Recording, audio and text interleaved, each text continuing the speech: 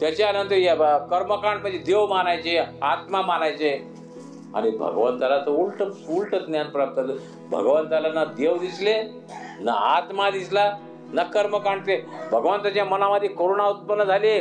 स्वागत आहे आपल्या सर्वांचं. हे बुद्धा टीचिंग चॅनल आहे. यावर बुद्ध आणि त्यांच्या संपूर्ण शिकवणीवर आणि शिक्षेवरती धम्मचर्चा होते.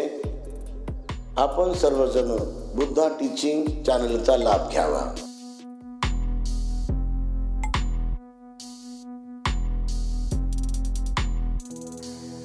विश्वाला शांतीचा, करुणेचा, मैत्रीचा संदेश देणारे तथागत महाकारुणिक सिद्धार्थ सम्यक संबुद्ध यांना त्रिवार वंदन. भगवान बुद्धाच्या प्रज्ञेतून स्थापन झालेला सद्धम्म, या सद्धम्माना सुद्धा त्रिवार वंदन. याच सद्धम्माचा 2500 वर्षापासून जो भिक्षू संघ प्रचार आणि प्रसार करीत आहे, त्या भिक्षू संघांना सुद्धा त्रिवार वंदन. या 3 रत्नाची ओळख करून देणारे आमचे सुख करते, दुःख हरते परमपूज्य विश्वरत्न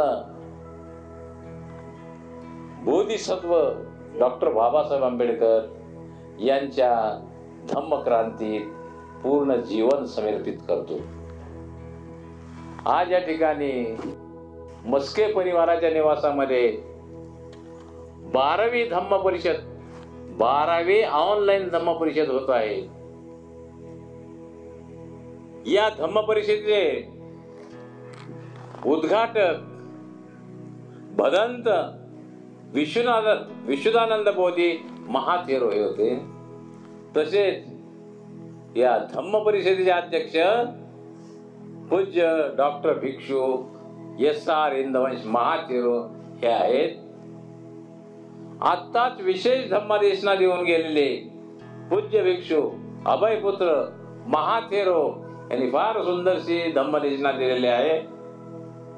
तरी या ठिकाणी आणखीन धम्मदेशना होणार आहे. या धम्मदेशनेसाठी आलेले भिक्षू करुणानंद बोधी, भिक्षू बोधिरत्न, भिक्षू सुगतानंद हे सुद्धा प्रवचन करणार आहेत. तर या ठिकाणी हे जे आयोजन केलेले आहे, हे आमचे भदंत डॉक्टर इंदवंशी महाथेरो हे फार मोठे पुण्य प्राप्त करणार आहेत. कारण हे ऑनलाईन आहे आणि पूर्ण लोक हा धम्म हा ऑनलाईन कार्यक्रम पाहत आहेत. आणि याच्यामध्ये जे प्रवचन ऐकलं त्यांना फार मोठं पुण्य प्राप्त होणार आहे. आणि ह्या पुण्याची प्राप्तीसाठी डॉक्टर इंदवंशी महाथेरो हे सदोदित प्रयत्न करत आहेत. आणि त्यांच्या प्रयत्नामुळे ही 12वी धम्म परिषद ऑनलाईन होत आहे. तर या ठिकाणी हे म्हणजे इतकं पुण्यवान परिवार आहे मस्के परिवार, की कसं काय सुचलं कसं नाही ते लक्षात येणार की तुमच्या घरामध्ये कशी काय ऑनलाईन धम्म परिषद झाली. कारण की हे आमची ऑनलाईन धम्म परिषद भंतेजीच्या हॉलमध्ये होत असते. पण आज मी प्रथम पाहिलं की आज मस्के परिवाराच्या इथं व्हायला आले. म्हणजे मस्के परिवार फारच पुण्यवान दिसाले मला याच्यावर समजते. तर या ठिकाणी बरेचसे पुण्य प्राप्त केलेलं आहे. तुम्ही मस्के परिवाराने कमीत कमी 9 ते 10 भिक्षूला भोजनदान दिलेलं आहे. हे भोजनदानाचं फार मोठं पुण्यकर्म आहे. त्याच्यानंतर चिवरदान केलेलं आहे. चिवरदानाचं फार मोठं पुण्यकर्म केलेलं आहे. अष्टपरिष्कार दिलेला आहे. अष्टपरिष्काराचं फार मोठं पुण्यकर्म आहे. अर्थदान दिलंय. अर्थदानाचं सुद्धा फार मोठं पुण्यकर्म आहे. तर असं पूर्ण पुण्यक्रम ह्या मस्के परिवाराने घेतलेलं आहे की खरंच पुण्यवान आहेत मस्के परिवार. आणि मला सुद्धा योग या ठिकाणी भदंत इंदवंश महाथेरोजी यांच्यामुळे मिळाला. त्यांनीच मला आमंत्रण दिलं भंतेजी आपल्याला जायचं म्हणून. कारण की मी सदोदित भंतेजीच्या सोबतच असतोय. परंतु पाठीमागं महिना 2 महिने आजारी असल्यामुळं, थोडी तब्येत बरोबर नसल्यामुळं त्यांनी सोबत सोडून दिले. भंतेजी बी मला विसरून गेले. जाऊ दे, विसरून द्या म्हटलं, काय करायचं आता असं.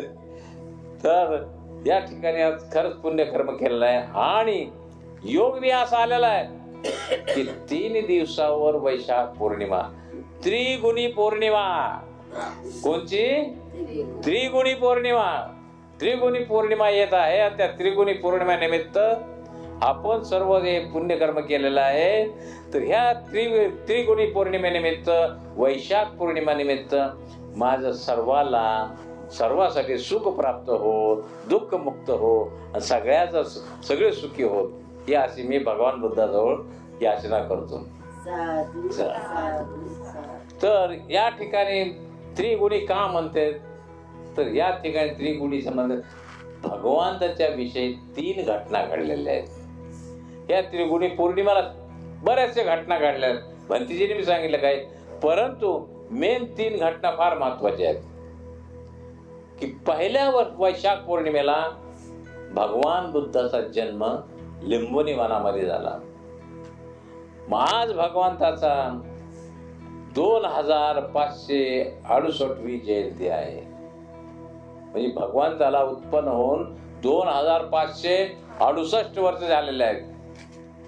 तर हे 568वी जयंती आहे भगवंताची. तर हे फार मोठं पुण्यकर्म आहे की आपण याच्यामध्ये सहभाग घ्यालो. त्याच्यानंतर हे झाल्यानंतर दुसरं म्हणजे भगवंताला ज्ञानप्राप्ती सुद्धा बौद्ध गयाला वैशाख पौर्णिमेला झाली.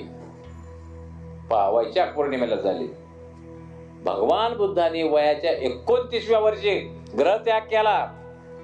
29व्या वर्षी ग्रहत्याग केला. पत्नी यशोधरा माता त्यांना सोडलं. बाल एक दिवसाचं बाळ राहुल त्यांना सोडलं आणि ग्रहत्याग केला. आणि ग्रहत्याग करण्यासाठी कशाला, का ग्रहत्याग करायला, की त्यांना समजलं की जगामध्ये दुःख आहे आणि दुःख निवारण कसं करायचं, याच्यामुळे भगवान बुद्धांनी ग्रहत्याग केला. ग्रहत्याग केल्यानंतर 6 वर्ष एवढी कडी तपस्या केली. एक तिळाच्या दाण्यावर 15 दिवस राहायचे. इतकी कडक तपस्या केली पण काही ज्ञान प्राप्त झालं नाही. भगवंताचे हाडाचे काळ झाले. भगवंताच्या पोटाला हात लावला तर मणका लागायला लागला आणि मणक्याला हात लागला पोट लागला. एवढी भगवंताची तब्येत खराब झाली. उपास आले, गळून गेले. भगवंत गळून गेले, असं पडायला आले. त्या डुंगेश्वरी पर्वतावर होते. डुंगेश्वरी पर्वतावर मग खाली इतके गळून गेले आणि मग खाली सरकत आले. खाली आल्यानंतर खाली एक सेनानी नावाचं गाव होतं. आता त्याला बकरर म्हणतात. तर त्या ठिकाणी आले. तर त्या ठिकाणी एका वडाच्या झाडाखाली शांत बसले. पोटात अन्न नाही. मग सांगितलं, भंतीजीने सांगितलं, भूक हा सर्वात खतरनाक रोग आहे म्हणून. हे भूक हा खतरनाक रोग आहे. त्याच्यामुळं भगवंताला एकदम पोटात, भगवंताला बी कळालं की अरे हे भूकच रोग. त्याच्यामुळे भगवंत म्हणले भूक हा खतरनाक रोग आहे. एवढं भगवंताने सोचलं. त्यानंतर वडाच्या झाडाखाली येऊन बसल्यानंतर त्याच दिवशी सुजाताने निवेद दिला होता. आता मागची पौर्णिमा झाली बघा, चैत्र पौर्णिमा. त्या पौर्णिमेला, चैत्र पौर्णिमेला सुजाताने भगवंताला खीरदान केली होती चैत्र पौर्णिमेला. तर त्या दिवशी काय झालं की सुजाता त्या दिवशीचा म्हणजे ते संकल्प होता की ते वर्ष देवताला त्याने की एक संकल्प केला की मला मुलगा झाला तर मी दरवर्षी तुझी पूजा करेल. योग त्या दिवशी ते पौर्णिमा आली. हे तुमची पौर्णिमाच होती. तर मग सुजाताने तिची दासी होती पुन्हा नावाची. तिला सांगितलं पुन्हा तू जा आणि आपल्या त्या वर्ष देवताचे तिथले सर्व साफसफाई करून ये. ठीक आहे म्हणले मालकीनबाई. दासी होती ती. मग पुन्हा निघाली. पुन्हा निघाल्यानंतर सगळं सामान झाडू साफसफाई करायचं सामान घेऊन निघाली. तर तिथं गेल्यानंतर पाहिलं तर भगवान त्या ठिकाणी बसलेले. भगवंताचं इतकं शरीर सुंदर होतं. तर भगवंताची ही चमडी आहे ना सोन्यासारखी होती. सोनं जसं चमकतं ही चमडी सोन्यासारखी चमकत होती. इतके भगवान 32 लक्षणे भगवंताच्या अंगावर होते. एवढं सुंदर. त्या पुन्हाने पाहिलं. तिच्या मनात विचार आला, अरे यावेळेस आपले वर्ष देवताच आले का की म्हणले आपले भोजन घ्यायला पूजा घ्यायला वर्ष देवता ती तसंच झाडो बिडो काय मला तरी पळत गेली. सुजाताकडे पळत पळत गेली. तिला दम लागला. अगं काय झालं सुजाता, काय झालं सुजाता, काय झालं पुन्हा? मालकीनबाई आपली पूजा घ्यायला आज स्वतः वर्ष देवताच आलेत. हा असे का म्हणते? हो एवढ्या वेळेस आज आले, मी पाहिलं म्हणले. जर तुझं सत्यवचन असेल हे तर मी तुला दासीतून मुक्त करेन, माझ्या बहिणीसारखे करेन. आणि मग सोन्याच्या ताटामध्ये खीर वगैरे घेतली, जेवण घेतलं, सगळे सोन्याच्या ताटात आणि निघाले. आल्यानंतर पाहते सुजाता सुद्धा चक्क झाली की भगवंत झाले. मग सुजाताने ताट ठेवलं खाली. ताट ठेवल्यानंतर भगवंताला वंदन केलं, प्रदक्षिणा घातली आणि भगवंताला म्हणते आपण देव आहात का? नाही म्हणले.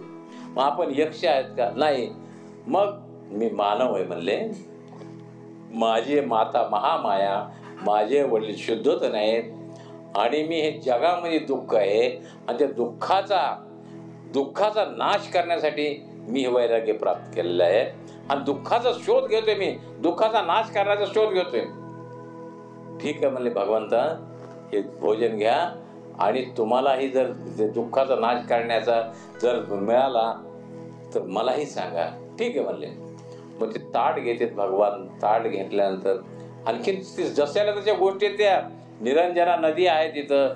मग निरंजना नदीमध्ये जाते, आंघोळ करते, थोडं फ्रेश होते. फ्रेश झाल्यानंतर ते ताट घेतात आणि ताट घेतल्यानंतर मग ते भोजन करतात. भोजन केल्यानंतर भगवंताला बरं वाटलं. मग भगवंताला विचार आला, अरे आपण 6 वर्षे विनाकारण घातली. मग भगवंताच्या मनात आला आता नाही. आणि भगवंताने विचार केला, आता खरंच मला ज्ञान प्राप्त होत असेल, ते सोन्याचं ताट होतं ना, ते असं निरंजन नदीत फेकून दिलं आणि मला जर ज्ञान प्राप्त होणार असेल, हे ताट उलट्या दिशेने जाईल, प्रवाहाच्या उलट्या दिशेने जाईल. तर खरंच ते ताट प्रवाहाच्या उलट्या दिशेने चाललं. म्हणजे भगवान बुद्धाला ज्ञान प्राप्त व्हायचे. मग भगवान बुद्ध गेले. भगवान बुद्ध तिथे गेल्यानंतर आणि मग त्या ठिकाणी बसले. 4 आठवडे बसले, ध्यान साधना करीत. मारा चिंध्याचं. मार म्हणजे काय? वाईट विचार. मनामध्ये वाईट विचार, कुठलेही विचार, त्या विचाराला दूर करण्यासाठी, त्या विचाराला दूर 4 आठवडे. शेवटला या वैशाख पौर्णिमेच्या दिवशी सकाळी भगवंताने त्या माराचा पूर्ण सत्यानाश केला आणि भगवंताला ज्ञान प्राप्त झाले. भगवंताला ज्ञान प्राप्ती झाली ते वैशाख पौर्णिमेला. ही वैशाख पौर्णिमेसाठी बघा किती घटना घडल्यात वैशाख पौर्णिमेला. भगवंताला ज्ञान प्राप्त झालं वैशाख पौर्णिमेला. भगवंताला ज्ञान प्राप्त असं झालं की त्यावेळेस सगळे कर्मकांड चालत होतं, पूर्ण कर्मकांड चालत होतं. त्यावेळेस यज्ञ करायचे. यज्ञ म्हणजे हजारोचे बळी द्यायचे, जनावर, गाई, ढोर हे सगळे कापायचे. त्याच्यानंतर कर्मकांड म्हणजे देव मानायचे, आत्मा मानायचे. आणि भगवंताला तर उलट ज्ञान प्राप्त झालं. भगवंताला ना देव दिसले, ना आत्मा दिसला, ना कर्मकांड. ते भगवंताच्या मनामध्ये करुणा उत्पन्न झाली. हे जनावराला एवढे यज्ञामध्ये मारून टाकायला लागले, किती पाप कर्म आहे हे भगवंताला सुचलं. मग भगवंताने या गोष्टीवर मात केली. आता धर्म कसा सांगू मी भाऊ? आता मला तर त्यांच्या विरुद्ध लागले. लोकाला देवावर भरोसा, आत्म्यावर भरोसा, कर्मकांडावर भरोसा, आणि माझा धर्म तर हे त्याच्या विरुद्ध आहे. आता काय करावं? काय सांगाव का नाही सांगाव असा विचार पडला भगवंताला. भगवान तर म्हणले जाऊ द्या, कुणी ऐकणार बी नाही, कुणी विचारणार बी नाही, आपण सगळं उलट धर्माला आहे, कशाला सांगावं कोणाला. पण त्यावेळेस ब्रह्मसंपत्ती ब्रह्माला हे झालं, अरे भगवंतांनी जर धर्म नाही सांगितला तर हे जग बुडून जाईल, जग राहणार नाही. एवढं पाप कर्म वाढलं होतं त्यावेळेस, एवढं पाप कर्म वाढलं होतं, फार मोठं पाप कर्म वाढलं होतं. भगवंताला विनंती केली, भगवंता तुम्ही असं करू नका. तुम्ही काही लोक आहेत म्हणले, आत्ताच सांगितलं भंतेजीने ते की लोक आहेत इथं बसलेले आहेत, पण काही मनाचे आहेत, काही आहेत. तर भगवान म्हणले काही लोक तुमचा धर्म घेणारे बी आहेत, बाकी जाऊ द्या. मग भगवंताने आपलं दिव्य चक्षुने पाहिलं तर भगवंताला दिसलं की आहे गड्या, कुणी घेणार आहे धर्म. मग भगवंताने धर्माचा प्रसार सुरू केला. मग भगवंताला ज्ञान प्राप्त झाले. मग हे कोणाला सांगू? कोण ऐकणार आहे? त्यांनी त्यांचे जे पहिले जे गुरु होते आलार कालाम, हे देव आलार कालाम एक, आणि आणखीन एक होते बुद्ध क्रामपंत. अरे हे चांगले हुशार आहेत म्हणले, हे ज्यांना सांगू आपण. पण त्यांना पाहिलं दिव्य दृष्टीने दोघं मरण पावले. आता कोणाला सांगा? त्यांच्यासोबत 5 भिक्षू होते, 5ही ब्राह्मण होते. ते 5ही ब्राह्मण, पंचवर्गीय जे भिक्षू म्हणतो ना आपण, ते 5ही ब्राह्मण होते. आणि ते डुंगेश्वरीला ते त्यांच्या सोबत होते आणि त्यांची सेवा केली. पण भगवान त्यांनी जेवण केल्यामुळं ते चिडले आणि त्यांना सोडून निघून गेले. पण हुशार होते. भगवंताला त्यांची आठवण आली, त्या पंचवर्गीयाने माझी फार सेवा केली. मग मी माझा धर्म त्यांना सांगतो. माझा दिव्य दृष्टीने पाहिलं भगवंताने, तर ते सारनाथला होते. सारनाथला असल्यामुळं भगवंताने ठीक आहे सारनाथ. भगवंत निघाले. भगवंत पायदळ चालायचे, पायदळ. बघा आता बुद्ध गावाहून सारनाथ जायचे भगवंताला पायदळ, पूर्ण पायदळ निघाले. जाता जाता दरमुखान भगवान सारनाथला पोहोचले. सारनाथला गेल्यानंतर भगवंताने ते पंचवर्गीय भिक्षू बघितले, पण हे भगवंतावर नाराज होते. भगवंतावर सगळं म्हणले हे जमा करा, खाणार आहे म्हणले. मग आता म्हणले ते आलं गौतम आला, आपण त्याला बोलायचं नाही, त्याचा काय मान ठेवायचं आहे काय नाही, असं त्या पंचवर्गीय भिक्षून ठेवलं. आला तर आपण एक पाठ टाकू बस बा म्हणून, मग त्याला मान द्यायचा नाही असं त्यांनी ठरवलं.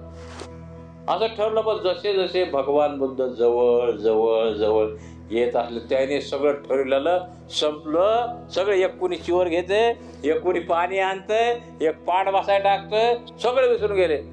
आणि मग तिथून विचार केला की भगवंत, मग भगवान सांगतात की आता मी सिद्धार्थ गौतम नाही, आता मी बुद्ध आहे म्हणले. मला ज्ञान प्राप्त झालेलं आहे, मी बुद्ध आहे. मी बुद्ध आहे म्हणून ते बुद्धाचे मग ते धम्मदेशना देते त्यांना. मग त्यांना सांगत येते तेच भगवंताने आता भंतेजीने सांगितलं, दुःख आर्य सत्य, 4 आर्य सत्य सांगितले. दुःख आहे, जगामध्ये दुःख आहे, दुःखाचं कारण आहे, दुःखाचं निवारण बी आहे, आणि दुःख समोर नष्ट बी करता येते, हे भगवंताने सांगितलं. मग भगवान काय दुःख काय? जन्म बी दुःख आहे, जरा बी दुःख आहे, व्याधी बी दुःख आहे, मरण बी दुःख आहे. हे 4ही गोष्टी, 4ही मरण, 4ही दुःखाच्याच गोष्टी आहेत ना. आपण काय होतो, बाळ जन्मलं की आपण किती खुश होतो, पण ते सुद्धा दुःखाचंच आहे ना. कारण की ते कालांतराने बघा म्हातारा होते का नाही म्हातारा. ह्या जगामध्ये कोणाला म्हातारा होऊ वाटते का? म्हातारा होऊ वाटते कोणाला? सगळ्यात तरुणच राहू वाटते, पण ते होत नाही. म्हातारा झाल्यानंतर त्याला दुःख निर्माण होतं, अरे मी म्हातारा झालो, अरे मी म्हातारा झालो. म्हातारपणी झाल्यानंतर मग व्याधी सुरू होत्यात. गुडघे दुख, हे दुख, कंबर दुख, उठता येईना, बसता येईना, हे दुःख सुरू होते. हे दुःखच आहे ना, हे दुःख सुरू. आणि एवढं करता करता मग मरून जाते. मेलं तिथं दुःखच आहे.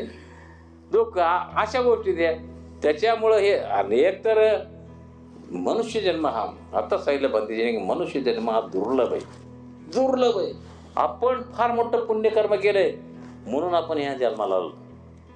सध्याही तुम्ही जे या ठिकाणी वाचलात तेही तुमचं पुण्यकर्म आहे. कारण की धम्मदेशना ऐकण्यासारखं पुण्यच नाही. भगवंतांनी सांगितलं कालेन धम्म श्रवणं. अरे धम्मश्रवण केल्याचं एवढं पुण्य आहे, आणि जे पुण्यवान आहे तेच धर्मश्रवण करते, बाकी कुणालाही वेळ नाही. या ठिकाणी किती माणसं असतील पण आले कोणी नाही, कारण की तुम्ही पुण्यवान आहेत. पुण्यकर्म करणारेच लोक या ठिकाणी येतात, बाकी कोणी येत नाही. तर हे धम्म ऐकणं फार मोठं हे. मग भगवंतांनी त्यांना धर्म दिला, सगळं धम्मचक्र प्रवर्तन केलं. त्या दिवशी आषाढ पौर्णिमा होती. आषाढ पौर्णिमा आणि वैशाख पौर्णिमा, ह्या दोन्ही पौर्णिमा भगवंताच्या जीवनामध्ये फार महत्वाच्या आहेत, फारच महत्वाचे आहेत. आषाढ पौर्णिमेला भगवंत महामायाच्या गर्भस्थानात गेले. आषाढ पौर्णिमेला कोणीतरी पाहिलं का? तुम्ही आतापर्यंत पाहिलं का? कोणी आता तुम्ही सगळे लेख झाले, कोणी सांगितलं का बा मी तुमच्या पोटात यायला लावलं म्हणून? महामायाला सुमेध बोधिसत्वाने सांगितलं, माते माझा हा शेवटचा जन्म आहे आणि मी तुझ्या पोटी जन्म घ्यायला, घेशील का मला उदरात? म्हणजे अतिशय घेईन म्हणले. आणि मग बोधिसत्व त्या मातीच्या उदरात जाते आषाढ पौर्णिमा होती. आषाढ पौर्णिमा आणि वैशाख पौर्णिमेला फार मोठ्या घटना ह्या आपल्या बौद्ध धर्मामध्ये ह्या दोन्ही पौर्णिमा एवढ्या महत्वाच्या आहेत ना, फार महत्वाच्या आहेत.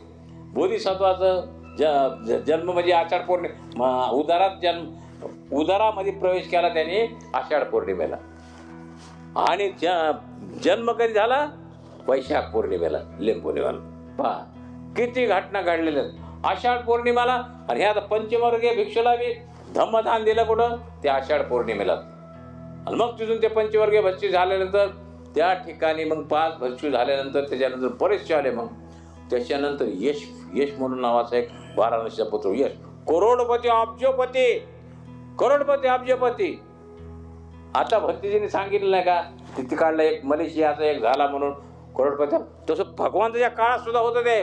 करोडपती घरचा एकुलता एक मुलगा, 4 पत्न्या, ऐशारामात राहायचा. संध्याकाळी फार नाच गाणं एवढं व्हायचं त्या ठिकाणी. पण त्याला कंटाळा आला आणि एका रात्रीतून ते निघून गेला.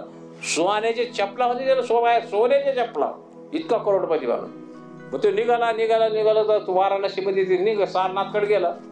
भगवंतांनी पाहिलं, भगवान चाणक्य बुद्धीचे भगवान आला वेळ म्हणजे परिचय. भगवंताकडे गेला आणि भगवंताला सांगितलं असं दुःखाच्या गोष्टी सांगितलं. भगवंत म्हणले तू प्रवज्या घे. ठीक आहे म्हणले, मला द्या म्हणले प्रवज्या. भगवंतांनी त्याला प्रवज्या चिवर वगैरे दिलं.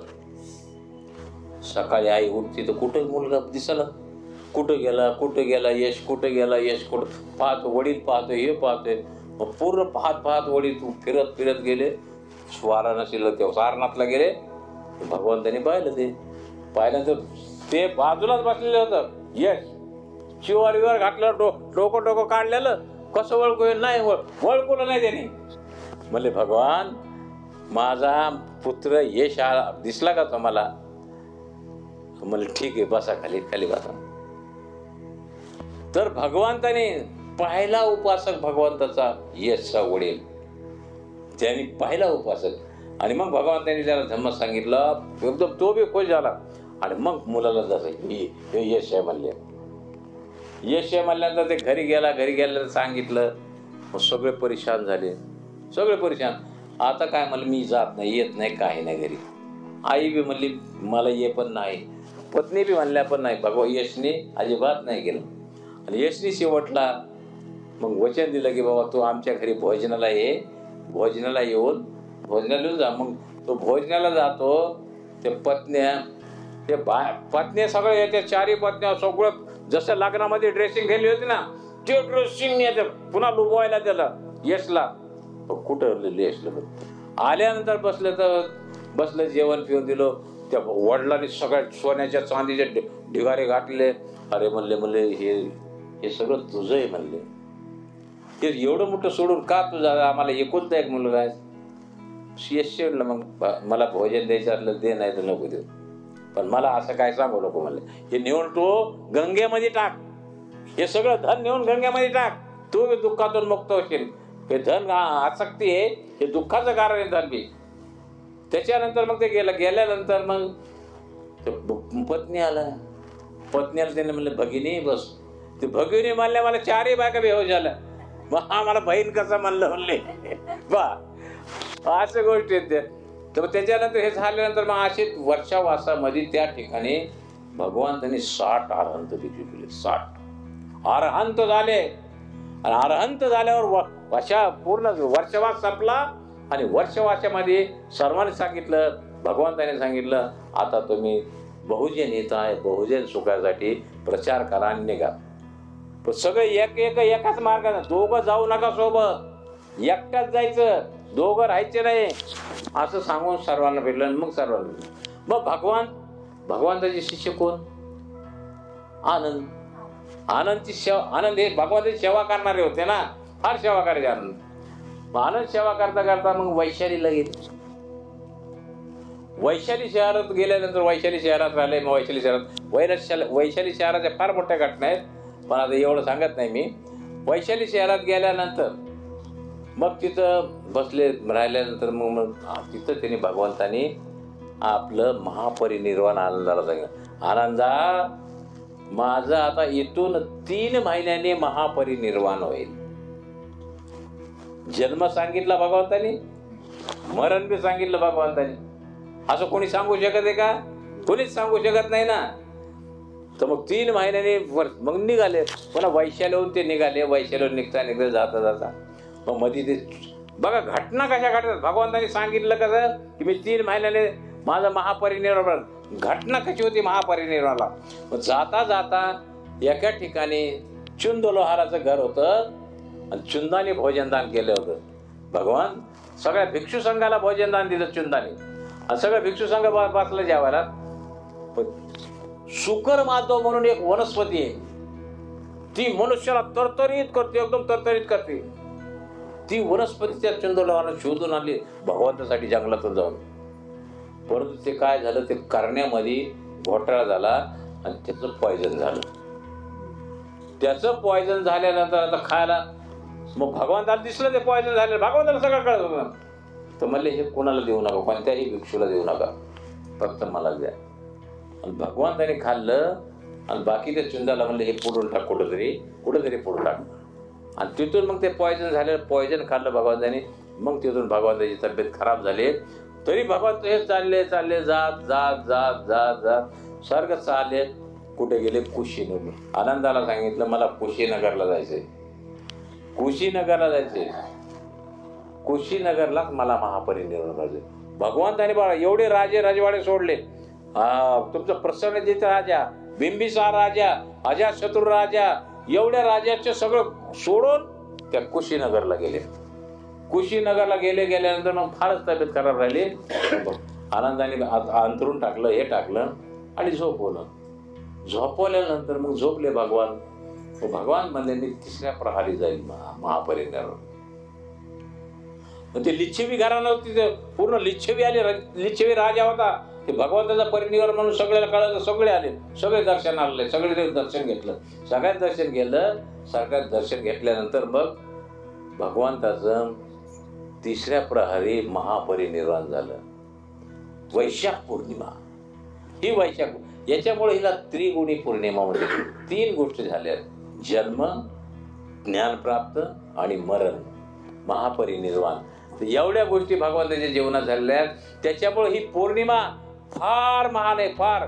बुद्ध राष्ट्रामध्ये एवढं बघा, इतके बुद्ध राष्ट्र असले बघा तुम्ही नेटवर, याच्यावर बघा, श्रीलंका, बांगलादेश, तुमचा थायलंड, इतके नटले. हे इतका मोठा सण करतात नाही, फार मोठा सण. आपण सुद्धा फार मोठा सण करायला पाहिजे, पण आपण करत नाही. सणच करायला पाहिजे, सण साजरी करायला. वैशाख पौर्णिमेला पूर्ण सण साजरी करायला पाहिजे आपण. जसं आता आपण पाहतो हिंदूमध्ये दिवाळी करतात. दिवाळीला सगळ्या लोकांना, बाहेरच्या लोकांना फराळ पाण्याला बोलवतो का नाही, तसं आपण वैशाख पौर्णिमेला सण करून, चांगला सण करून दुसऱ्याला आपल्याकडे बोलायचं, फराळ पाण्याला या. दुसऱ्या समाजाला, दुसऱ्या ह्याला बोलायचं की या आमच्याकडं, आमच्या बौद्ध पौर्णिमे सणानिमित्त फराळ पाणी ठेवलेलं आहे. याच्याने आपल्या धम्माचा प्रसार होईल, धम्म लोकांना कळल बी. तर एवढं मोठे हे आपलं भगवान बुद्धाचे सण, हे 3 घटना घडल्यामुळेच भगवान बुद्धाचा एवढा मोठा सण साजरी करायला पाहिजे तर आपल्याला आणखीन नाही. ते सांगितलं अभयपुत्र भंतीजीने की आणखीन आपल्या धम्मच उतरला नाही. धम्म जोपर्यंत उतरत नाही तोपर्यंत आपल्याला काही कळणार नाही. त्याच्यामुळं धम्म उतरायला पाहिजे, धम्म उतरायला पाहिजे. मग अष्टशील पाळायलाच पाहिजे, अष्टशील पाळायलाच पाहिजे. उपोषित महिन्यातून 4 आठवडे उपोषित धरलंच पाहिजे. भगवंताने सांगितलं याच्यासारखं पुण्य नाही. हा उपोषित करणारा माणूस कधीही दुर्गतीला जाणार नाही, कधीही दुर्गतीला जाणार नाही. उपोषितवाला आठवड्यातून 4. मग आपल्यामध्ये काय महिला आहेत महिला उपास घेतात. मला पौर्णिमा आहे, पौर्णिमा आहे तर मग सकाळी खत, साबुदाणा, केळी पिळी सगळं खाते, दुपारी फळ बिळ खाते. असा सण आपला तो असा उपास नाही. आपला उपास कसा आहे? सकाळी उठलं, सकाळी उठल्यानंतर भगवान बुद्धाजवळ बसायचं, भगवान बुद्धाचे वंदन करायचं, त्रिशरण अष्टशील घ्यायचं त्या दिवशी आपण. नाही तर विहारात जाऊन घ्यायचं, विहार जवळ असलं विहाराकडून भंती जिंकून अष्टशील घ्यायचं आणि 24 तास ते अष्टशील कठ्ठर याने पाळलं पाहिजे. आता कसं आहे की मग आम्ही सांगितलं तर कोणी ऐकत बी. आता तेच सांगितलं, भद्री सांगितलं की नाही, नच्च घेत वादित विसुगुदासना वेरमणी माला गंध विलेपन धारण मंडल विभूषण ठाणा वेरमणी. हे कुणी तयार करणार? माळा हा कोणी नवऱ्याचं आहे ना, मंगळसूत्र कशी काढून ठेवू असं म्हणते का नाही. कुंकू नवऱ्याचं आहे ना, कुंकू कसं काढून ठेवू, बांगड्या कशा काढून ठेवू. हे उपोषताला हे अष्टशिलामध्ये काहीच नाही पाहिजे अंगावर. सोनं नाणं काही नाही अंगावर, नाकात नाही पाहिजे, कानात नाही पाहिजे, गळ्यात नाही पाहिजे, हातात नाही पाहिजे, पायात नाही पाहिजे. सगळं 24 घंटे तुम्ही काढून ठेवायला पाहिजे, अजिबात नाही. तर उपवासात तुमचं सक्सेस होत आहे, नाही तर होत नाही. आणि त्या दिवशी ब्रह्मचर्याचं पालन झालं पाहिजे. 8 शील आहेत ना, नच्चगीत वादित माला गंध विलेपन धारण ब्रह्मचर्य.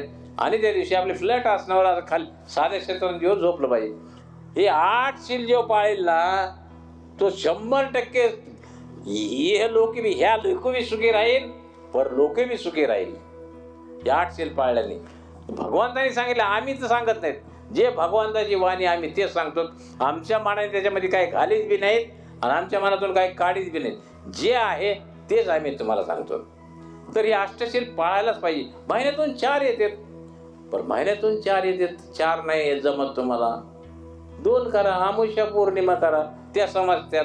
अष्टमी नाही समज तर हे करा, अमावस्या पौर्णिमा. नाही अमावस्या दिली, पौर्णिमा तर करा, एक तर करा. महिन्यातून एक तर उपवास धरा तुम्ही. फार मोठं पुण्यकर्म करायचं आहे ते. आणि त्या दिवशी उपवासाच्या दिवशी आपण दान धर्म हे सगळं केलं पाहिजे. दानाला फार महत्व आहे.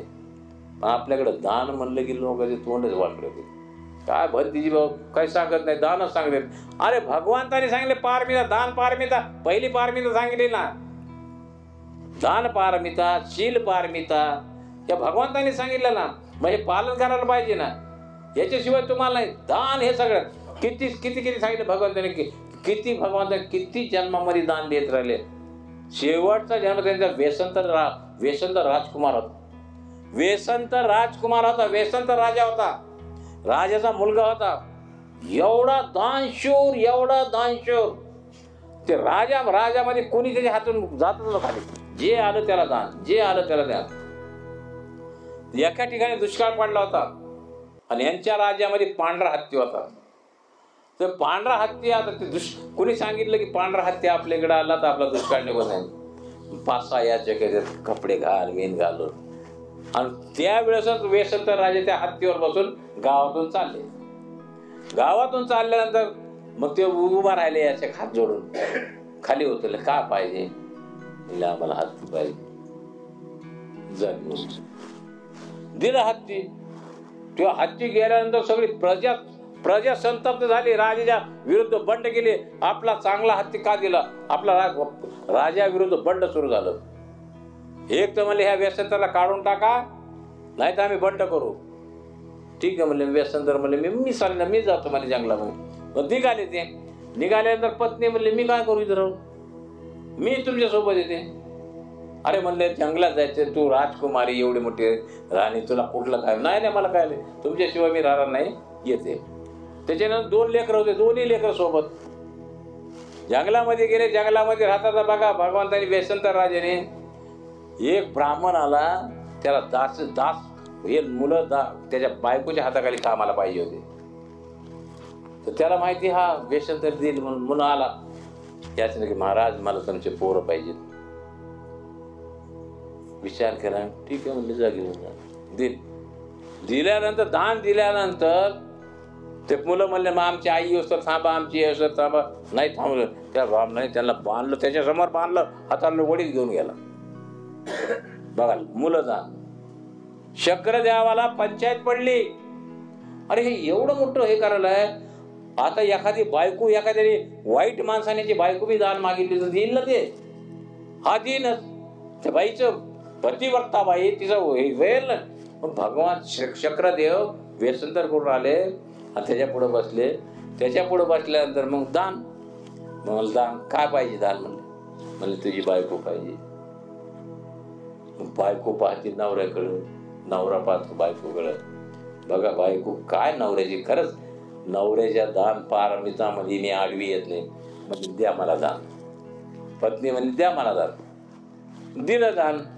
दान दिल्यानंतर मग व्यसंतर त्या चक्रदेवाने रूपांतर केलं आणि मग त्याला सांगितलं, बघ आता हे तू मला दान दिलेस, आता हे माझी दान दिलेली वस्तू मी तुझ्याकडे ठेवायला लागलोय. आता हे कोणाला घ्यायला, माझी वस्तू ही कोणाला तुला दान करता येणार नाही, हे तुझ्याजवळच राहील. तर असं व्यसंत राजाने पत्नी दान केली, लेकरं दान केलं. काय किती हे दान पारमिताला काय सांगावं. मग मोठ्या बंदीजीने सांगितलं की भगवंताने रक्त कित्येक दान केलं, डोळे कित्येक दान केले, असं मांस शरीर मांस किती दान केलं. तर त्याच्यामुळं दानाला फार महत्व आहे. तुम्हाला दानच चालणार आहे. दान पारमिता तुमची पक्की करा. एक पारमिता करायला पाहिजे, एक पारमिता, 30 पारमिता पाहिजे, एक पारमिता करायला पाहिजे. तुम्ही दान पारमिता तुमची पक्की ठेवा. दान पारमितामुळे तुम्हाला फार वैभव. पुन्हा एखाद्या वेळेस तुमचा जन्म, एखाद्या वेळेस आता अख्खा भाऊचक्र चालूच आहे, हे भाऊचक्र चालूच आहे. एखाद्या वेळेस तुम्ही गेलं तर तुमच्या दानाच्या कर्तव्यामुळं एखाद्या चांगल्या राजाच्या पोटी जन्म घेतात, एखाद्या करोडपोटीच्या पोटी जन्म घेतात. कारण की तुम्हाला पुन्हा दान पारमिता पार करायची.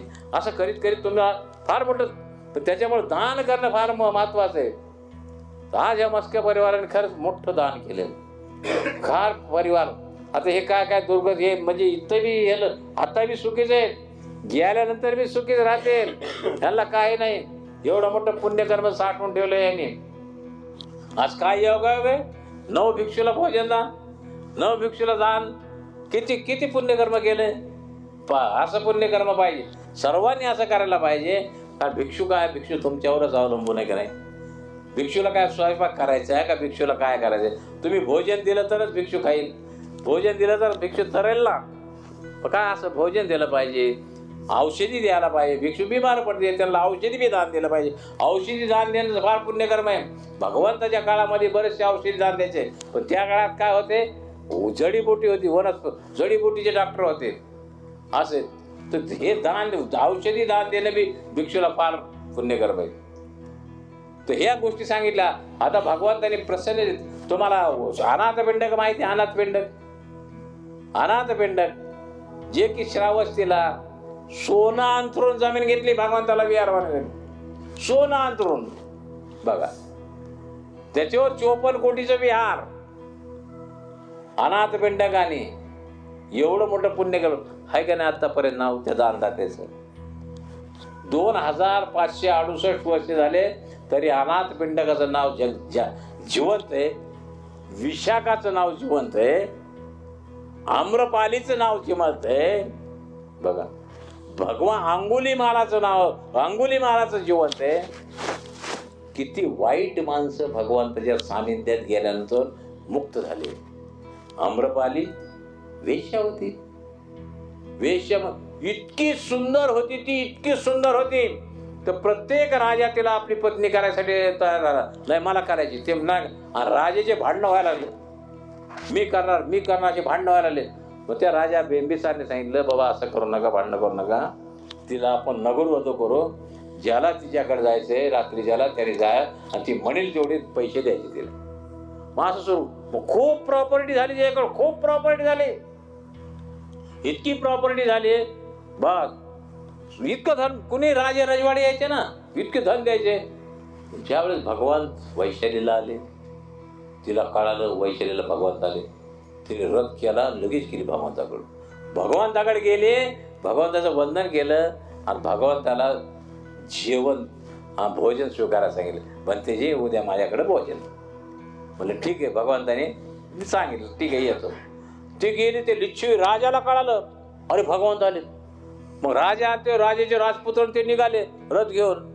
तर आम्रपाली चालली, भगवंताला आमंत्रण देत चालली, खुशीत मस्त चालली. भगवंताने माझं आमंत्रणाचं केलं, भगवंताने माझं आमंत्रणाचं केलं, खुश मध्ये चालली. आता खुशीमध्ये तिचं चाक त्या राजाच्या रथाच्या चाकाला. आम्रपाली काय झालं म्हणले, काय असं एवढं का खुश आहे, आमचं काय तुला समजलं का, आमच्या चाकाला चाक. म्हणले भगवंत माझ्याकडे उद्या भोजनाला येणार. हा नाही आम्रपाली तुला किती पैसे पाहिजे सांग, ते भोजन आम्हाला दे भगवंताचं.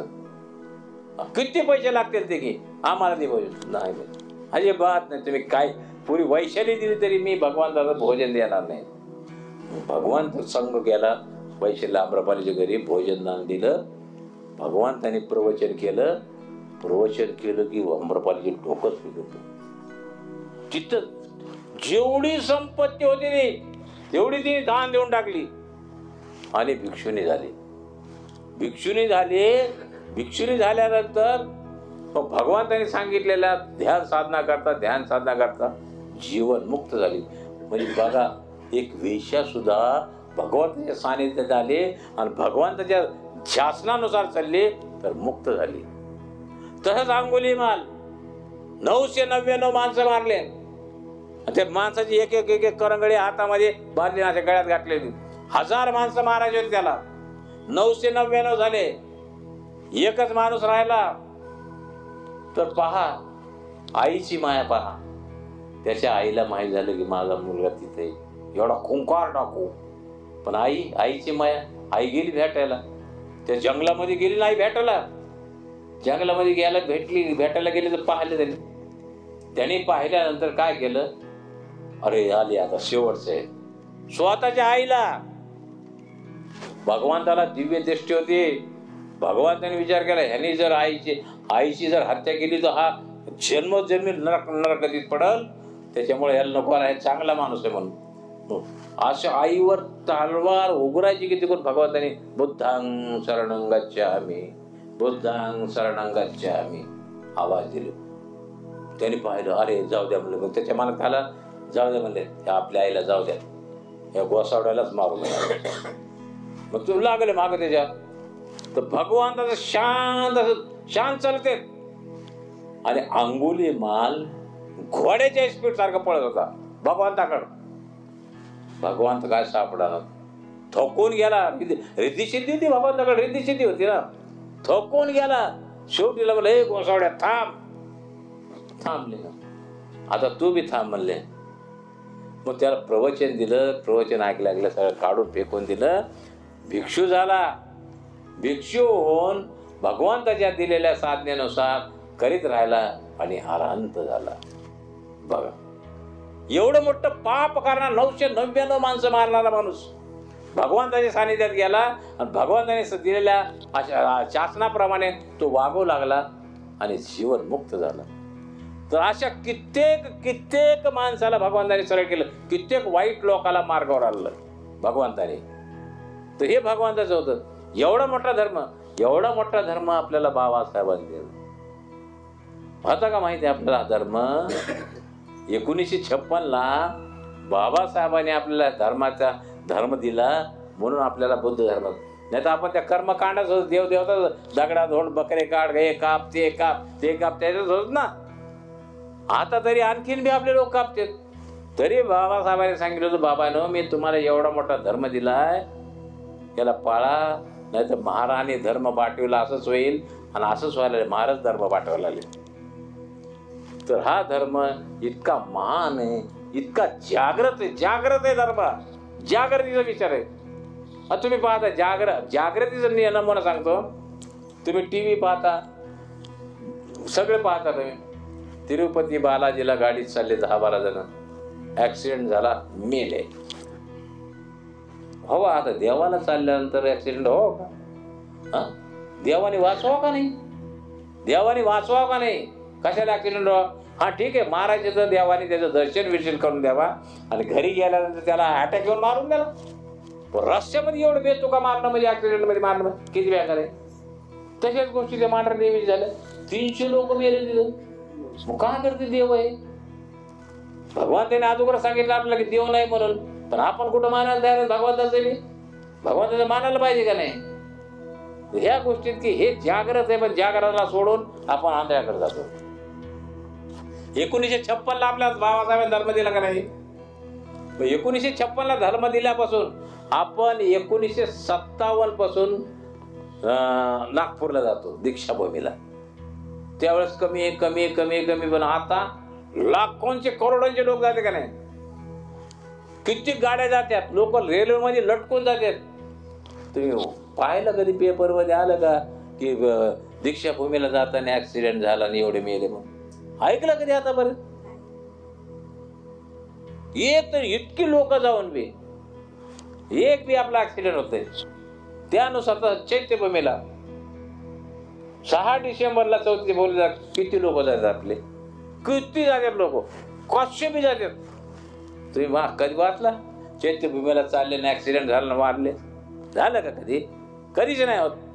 तर त्याच्यानंतर एक उदाहरण म्हणजे 6 डिसेंबर 1992 तुम्हाला माहिती बॉम्बस्फोट झाला होता मुंबईमध्ये.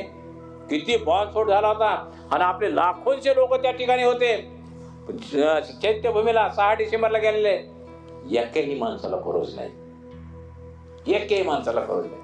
हे जागृत आहे. आणि आपण जागृत सोडतो आणि अंधेरीकडे जातो. एवढ्या मोठ्या विद्वान माणसाने बाबासाहेबाची जगात तुलना नाही. अशा माणसाने हा धर्म दिलाय आपल्याला आणि आपण त्याच्यावर विश्वास ठेवायचा नाही. म्हणजे किती किती गोष्टी. आपण बाबासाहेबाला गद्दारी केल्यासारखीच काय केली. बाबासाहेबांनी आपल्याला 22 प्रतिनिधी दिल्या. पाळतो का आपण? पाळतो का 22 प्रतिनिधी? नाही पाळत ना. जो 22 प्रतिज्ञा पाळेल तोच खरा बुद्ध मी तर मानेल बाबा. बस बाकी काय नाही. 22 प्रतिज्ञा पाळत. उगाच बाबासाहेब येडे होते आपल्याला एवढे 22 प्रतिज्ञा द्यायला. बुद्धवान बुद्धाने बाबासाहेबांनी आपल्याला 22 प्रतिज्ञा दिले. 22 प्रतिज्ञा पाळत. 22 प्रतिज्ञा पाळा तुम्ही. जसा अष्टांग मार्ग भगवंतांनी सांगितला, अष्टांग मार्गाचं पालन केलं तुम्ही तर तुमचं कल्याण होईल. अष्टांग मार्गच येतो पूर्ण. 22 प्रतिज्ञामध्ये अष्टांग मार्ग सुद्धा आहे. 22 प्रतिज्ञा. मी अष्टांग मार्गाचं पालन करीन, मी 10 पारमिताचं पालन करीन. हे सगळं दिलेलं बाबासाहेबांनी 22 प्रतिज्ञा. फक्त 3 वर्ष लोक 3 प्रतिज्ञा सुरुवातीच्या बाबासाहेबांनी सांगितलं. काय? मी ब्रह्मा विष्णू महेश यांना देव मानणार नाही, त्याची पूजा करणार नाही. मी रामकृष्ण यांना देव मानणार नाही, त्यांची पूजा करणार नाही. मी गौरी गणपती इत्यादी हिंदू देवतेची पूजा करणार नाही, त्यांना मानणार नाही. हे दिलं का नाही? बाबासाहेबांनी सांगितलं का नाही? हे 3 आपण ऐकतो का? नाही. आपण ऐकून बी काय करतो? आणखीन बी आपण ह्याच्या दिवशी त्या दसऱ्याच्या दिवशी आपल्या बाया बिना चपल्याच्या चालल्या कुठं? त्या कर्णपुऱ्या बिना चपल्या. काय उपयोग आहे ते? काय आहे का तरी त्याच्यामध्ये? नाही ना. तेच पहिले आता कमी झाले, आता जात नाही. पण पुरी जायचे तरी आता जाऊ नये आपल्याला. आपल्याला बाबासाहेबांनी 22 प्रतिज्ञेमध्ये दिलं का नाही?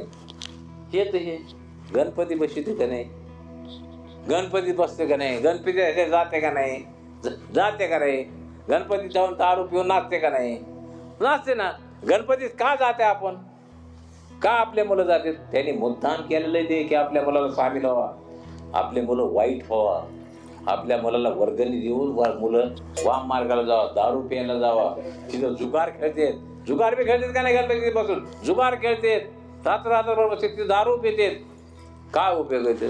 आणि त्याच्यामध्ये आपले मुलं जातात आणि आपले लोक गणपतीची वर्गणी मागायला शोक करण्यासाठी.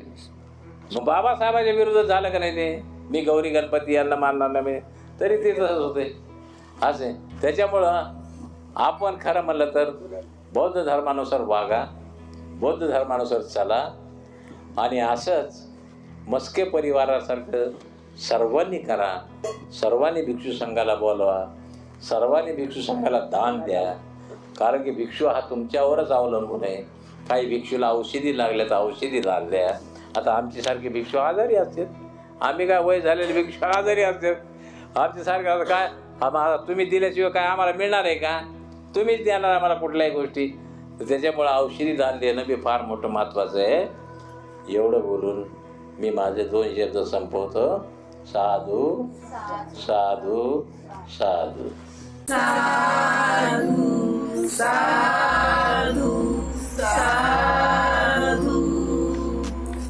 बुद्धं नमामि. बुद्ध को नमन करता हूँ. धम्मं नमामि. धम्म को नमन करता हूँ. संघं नमामि. संघ को नमन करता हूँ.